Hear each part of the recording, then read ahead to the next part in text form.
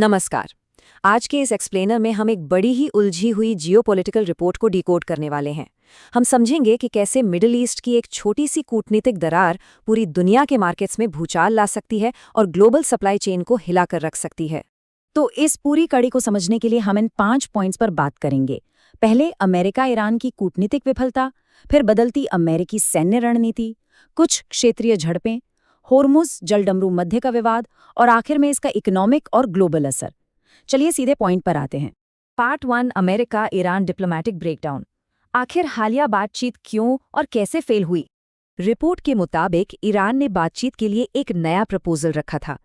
उनकी शर्तें एकदम साफ थी। न्यूक्लियर डील पर बात बाद में होगी, पहले हॉर्मुज जलडमरू मध्य को खोले और अमेरिकी नाकेबंदी यानी ब्लॉकेड को खत्म करें।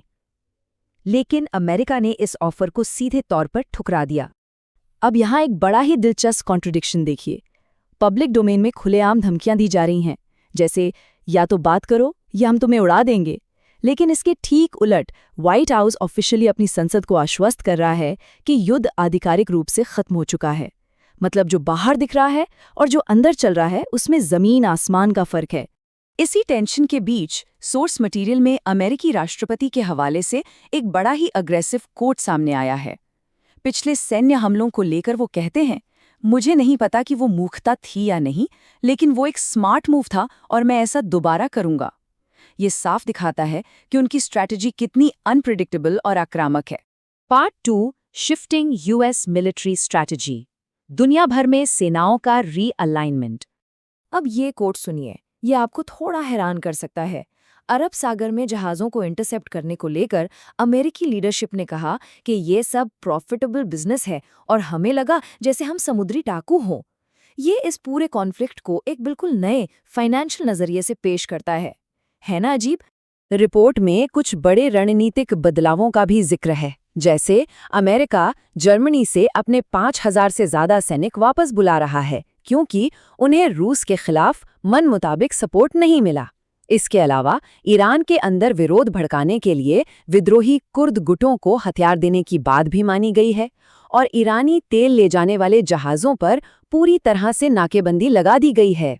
Part 3, regional skirmishes and weapons, यानी मिडिल ईस्ट में हथियारों की बढ़ती रेस। ये आंकड़े वाकई चौंकाने वाले हैं। अमेरिका ने इस क्षेत्र में करीब $8.6 बिलियन के हथियार बांटे हैं। कतर को 4 बिलियन, इजराइल को 2.5 बिलियन और यूएई वगैरह को $2.1 बिलियन। सोर्स का दावा है कि ये एक सोची समझी टैक्टिक है। पहले देशों को इस संघर्ष में खींचो और फिर उन्हें जमकर हथियार बेचो। अब सिर्फ अमेरिका ही नहीं, लोकल प्लेयर्स भी काफी अग्रेसिव हो रहे हैं। तुर्की ने एक ऐसा खतरनाक ड्रोन बना लिया है जो बिना जीपीएस के 1000 किलोमीटर तक मार कर सकता है। उधर रिपोर्ट है कि लेबनान और इजराइल की झड़पों में 100 से ज्यादा इजरायली टैंक तबाह हो चुके हैं और इजरायली एयर स्ट्राइक से लेबनान में आम नागरिकों की जान जा रही है। Part 4, the straight of Hormuz, global shipping का सबसे क्रिटिकल चोक पॉइंट। यहाँ हालात देखिए। इस जलमार्ग से हर दिन करीब 130 जहाज गुजरते थे और अब ये आंकड़ा गिरकर 10 से भी कम रह गया है। ये साफ दिखाता है कि इस मिलिट्री स्टैंड ऑफ ने इंटरनेशनल ट्रेड की इस अहम लाइफलाइन का लगभग गला ही घोट दिया है और फिलहाल कोई राहत मिलती भी नहीं दिख रही। ईरानी सेना यानी IRGC बहुत सख्त रवैया अपनाए हुए है। उनका दावा है कि 2000 किलोमीटर लंबी कोस्ट लाइन पर उनका पूरा कंट्रोल है और वो किसी भी कीमत पर अपने यूरेनियम डेवलपमेंट प्रोग्राम पर पीछे हटने को तैयार नहीं है। समुद्र में कैसी अफरा तफरी मची है, इसका अंदाजा आप इसी बात से लगा सकते हैं कि यमन कोस्ट गार्ड ने MT यूरेका नाम के एक कमर्शियल ऑयल टैंकर को हाईजैक कर लिया है और रिपोर्ट्स के मुताबिक इसे सोमालिया के पानी की तरफ ले जाया जा रहा है। मतलब समंदर के रास्ते व्यापार करना इस वक्त एक बहुत बड़ा रिस्क बन चुका है। Part 5, economic and global fallout. इसका असली असर हम पर और ग्लोबल इकोनॉमी पर कैसे पड़ता है? ह्यूमन लेवल पर इस नंबर को देखिए, 64 दिन। सोर्स के मुताबिक ईरान में लगातार 64 दिनों तक इंटरनेट पूरी तरह से ब्लैकआउट रहा। सोच कर देखिए, आज के दौर में इतने लंबे वक्त तक इंटरनेट बंद रहने से वहाँ के लोकल बिजनेस और रोज़मर्रा की जिंदगी किस कदर ठप हो गई होगी। अब जरा डॉट्स को कनेक्ट करते हैं। एक वाटरवे के ब्लॉक होने से क्या होता है? स्टेप 1, हॉर्मुज़ स्ट्रेट ब्लॉक हुआ।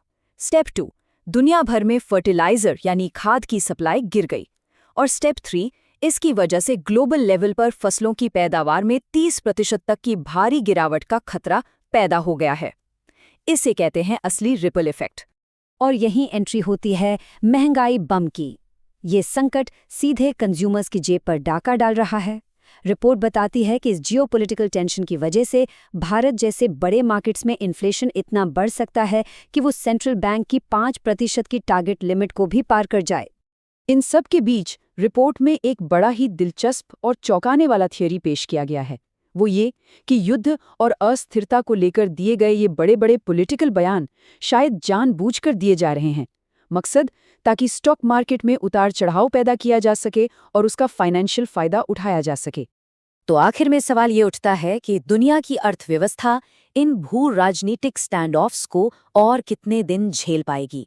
इससे पहले कि ये रिपल इफेक्ट एक खतरनाक सुनामी में बदल जाए, क्या हमारी ग्लोबल सप्लाई चेन्स इस झटके को बर्दाश्त कर पाएंगी? ये एक ऐसा सवाल है जिस पर हम सबको सोचना चाहिए। आज के एक्सप्लेनर में बस इतना ही।